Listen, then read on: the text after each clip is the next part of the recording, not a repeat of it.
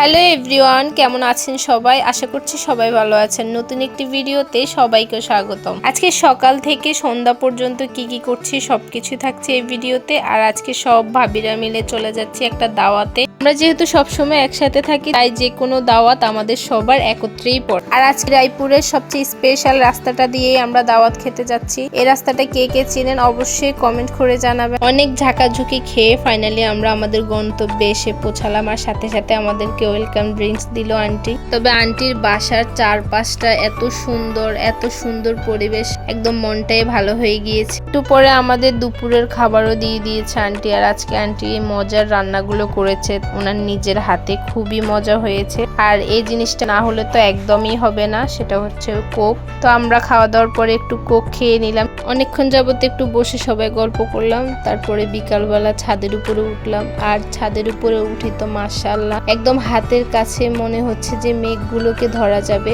আর উপরে একটা পাখিও দেখলাম উঠতেছে। সবাই মিলে একটু মজা করে ভিডিও করলাম। ভাবিদের সাথে থাকলে যা হয় আর তাদেরকে বলি একরকম, তারা করে আরেক রকম। এই যে আমরা সব ভাবিরা একটু মজা করতেছি। সবাই দোয়া করবেন যাতে আমাদের সম্পর্কগুলো সবসময় এরকম হাসি খুশি মজায় থাকে। এদের কিছুক্ষণ পর পর এত বেশি ঝগড়া কিভাবে হয় জানি না। একজন দেখে হাসে, আরেকজন কাঁদে, আবার দেখে সবাই একসাথে হাসে। এদের এগুলা দেখতে দেখতে তো আমাদের সারা দিনটা কেটে যায়। এরপরে আমরা আরেকটা বাসায় এসেছি। তো আন্টির বাসাটাও খুবই সুন্দর করে একদম পরিপাটি করে সাজানো, দেখেই ভালো লাগতেছে। সবাই মিলে বসে একটু কতক্ষণ কথা বললাম, আড্ডা দিলাম। তারপর আবার আন্টিও নাস্তা দিল। আজকে একদম পুরো খাওয়ার উপরে আসি। এরপরে চাটা দিল, চাটাও খুব মজা হয়েছে। চাটা খেয়ে আমরা বাসার দিকে রওনা দিলাম। আমার আজকে সারাদিনের ভালোবাসার মানুষদের সাথে কিছু আনন্দক্ষণ মুহূর্ত আপনাদের সাথে শেয়ার করলাম। আজকের ব্লগটা এই পর্যন্ত। ভালো থাকবেন সবাই, সুস্থ থাকবেন। দেখা হচ্ছে অন্য কোনো ভিডিওতে। আল্লাহ হাফেজ সবাইকে।